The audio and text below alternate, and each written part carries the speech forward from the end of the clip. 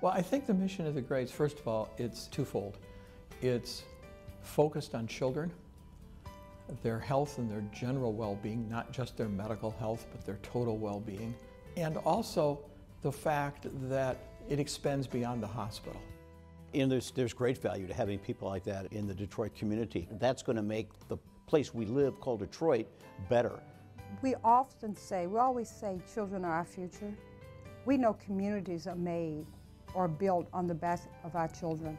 Children are really great equalizers. They humble you, but they also they are clearly valued the same in every community, in every culture, and that's really fascinating to watch. We're getting ready to celebrate employees who've been here for 30 and 40 years. And I asked them, why do you stay? For what reason do you stay? And they said, because our mission continues, and that is caring for the children. Children's Hospital really embodies taking care of the child and the family without any regard to race, color, anything else. It's a child walking through the door with very frightened parents.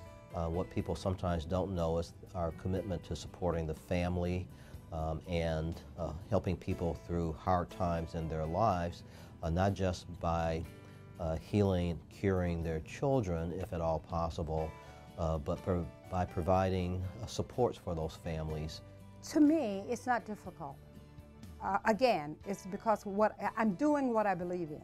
The thing about Shirley and Herman Gray is the fact that they both came into their life of service separate from each other. It was coincidental, but an important coincidence because of what they've accomplished as a team. It's that passion that they had of helping the community, and they've stabilized that over the years. They have been unwavering in their commitment to the community. The one thing that I think I've noticed about both of them is they take their work of service to primarily children extremely seriously. What they don't do is take themselves seriously.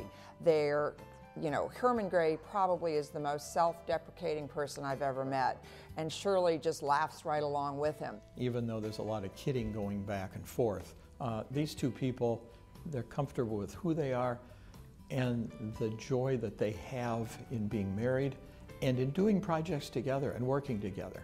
You know, my wife is a remarkable human being. She is clearly the smarter of the two of us. She, as a social worker, is trained to have, and I think she came by it naturally, to have crucial conversations with people, sometimes including me. I often said the persons with the problem also have the answers. So you really just need to ask and engage them and show that you respect them. And Mrs. Gray is one of the first folks who is on the line saying, okay, what can we do? What are our resources? She will do anything for those she loves, and she will do anything for those who are in need. I see Herman in a different way. It's a champion of children through the work that he does at Children's Hospital, and a champion for children in the work he does with Skillman Foundation. And he's a fun person, believe it or not. Sort of sense of humor that a lot of people think that he really wouldn't have. But that caring and compassion that he still has. And he's a great father to this day to our two girls.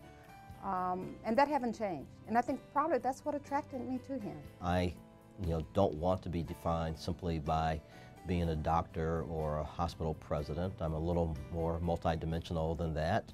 My job, almost by definition, gets me recognition and attention. But her story isn't told nearly as often, and certainly not often enough. I like doing things that add beauty, either sonically, add beautiful sounds to the world with music.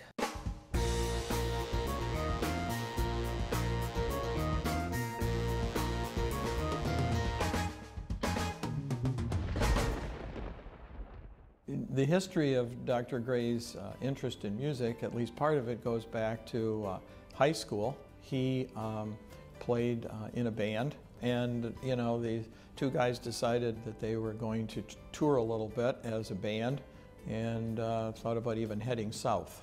As I understand the story from Herman, both of their parents questioned their intelligence in trying to make this decision. Dr. Gray's father was a surgeon from Jamaica and could never get staff privileges at Children's Hospital of Michigan, where his son is now the president. I think it has shaped who he is, in that my husband is the type that says if you tell him he can't do it, he will make sure he prove you wrong. And I think this was just another incentive for him to say, I can do this, I will do this. And he set his mind on it and he did it. And that's who Herman is. Again, they don't take themselves seriously, they take their work seriously. So anything that they do has positive outcomes, and they don't expect any applause for what they do. We think alike. I don't have to ask the question, what will Herman do? Because I have a great idea what Herman would do in certain situations. And we're just a great pair, great couple together. I wouldn't have it any other way.